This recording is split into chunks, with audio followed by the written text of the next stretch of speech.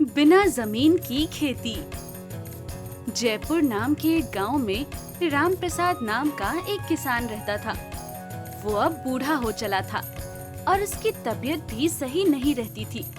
उसके 2 बेटे थे, जिसमें से बड़े वाले का नाम श्याम था, जो उसकी बिल्कुल फिक्र नहीं करता था।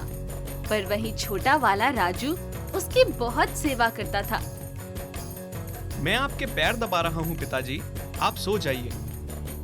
बेटा, तू मेरी कितनी सेवा करता है।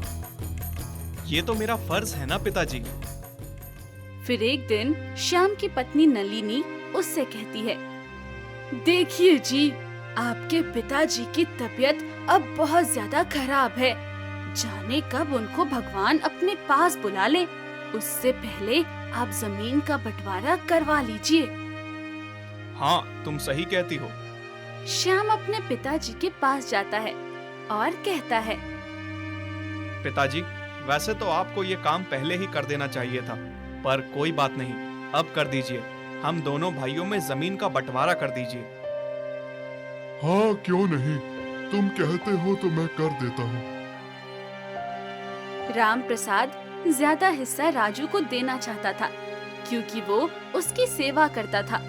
पर इस बात पर श्याम गुस्सा होकर कहता है, मैं आपका बड़ा बेटा हूँ, आपको मुझे ज्यादा जमीन देनी चाहिए, तो उल्टा आप मुझे कम दे रहे हैं।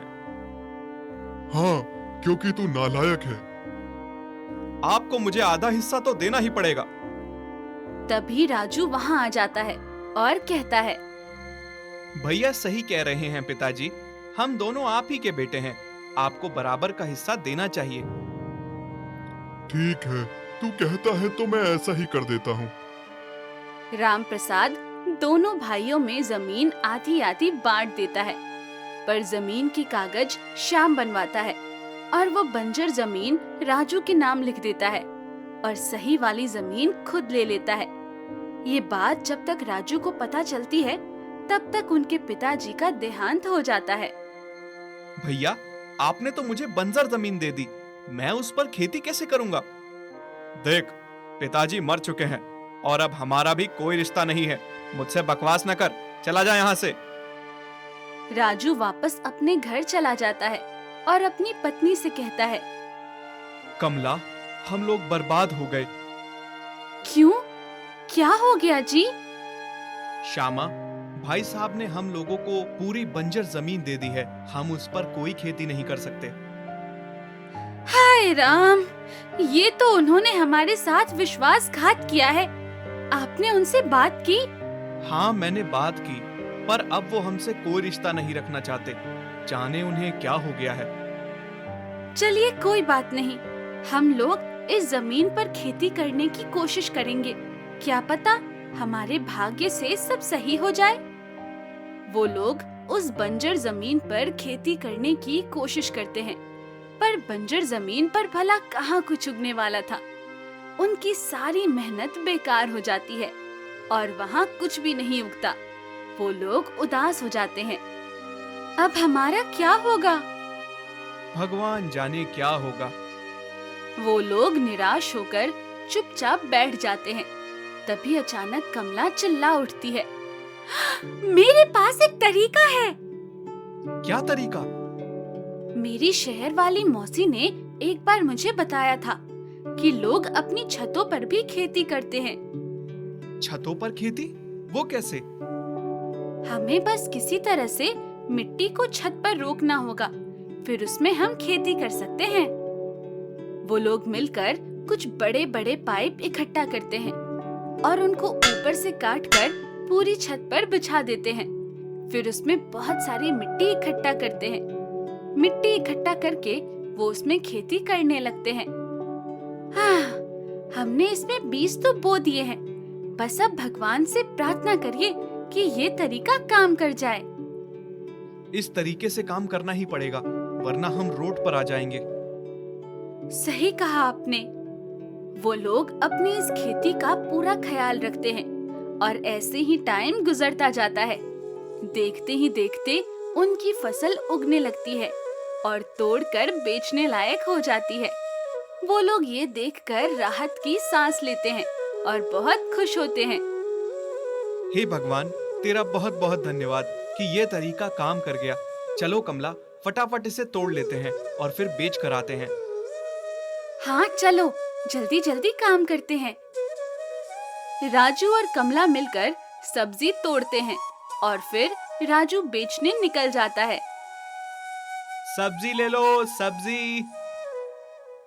हाँ लाओ राजू भैया, 2 किलो सब्जी दे दो। पर तुम्हारा खेत तो बंजर है, तो तुमने सब्जी उगाई कहाँ? छत पर।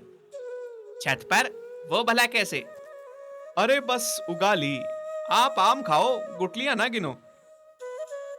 उस दिन से राजू की सब्जियां बिकने लगती हैं, पर लोग उससे आधे दामों में खरीदते हैं क्योंकि वो छत पर उगाता था। फिर एक दिन गांव में एक शहर से एक सब्जियों का व्यापारी आता है, जो कि राजू से मिलता है और कहता है, तुम ये सब्जियां किससे खरीद के बेचते हो? मैं खुद उगाता हूँ। क्या सच में? राजू उस व्यापारी को पूरी बात बताता है। व्यापारी उससे पूछता है, तुम इसे कितने दाम में बेचते हो? क्योंकि मैं छत पे उगाता हूँ, इसीलिए लोग मुझसे आधे दामों में ये सब्जी ले लेते हैं। तुम्हें शायद पता नहीं है कि इस तरीके से उगाई गई सब्जियां शहर में 4 गुना दाम पर बिकती हैं, क्योंकि इनकी शुद्धता का जोड़ नहीं है।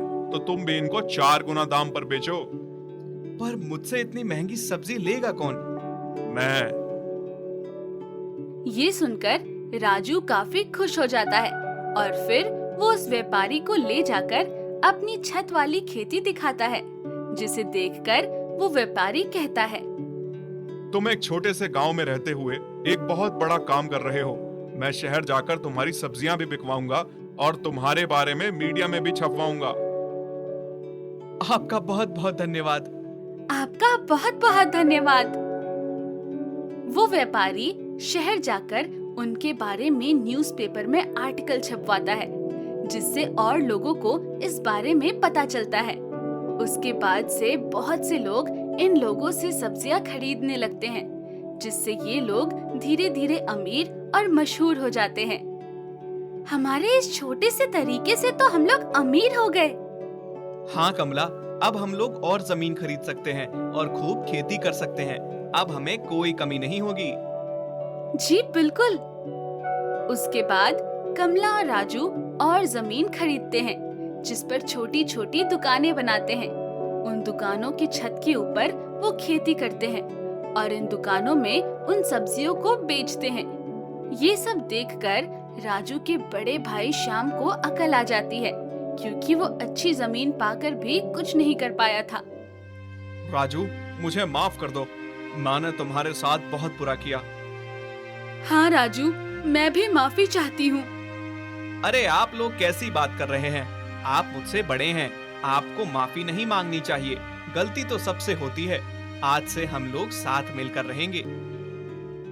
उस दिन के बाद से राजू, श्याम, नलिनी और कमला सब लोग मिलकर रहते हैं। वो चारों साथ मिलकर खेती भी करते हैं और एक अच्छा जीवन व्यतीत करते हैं।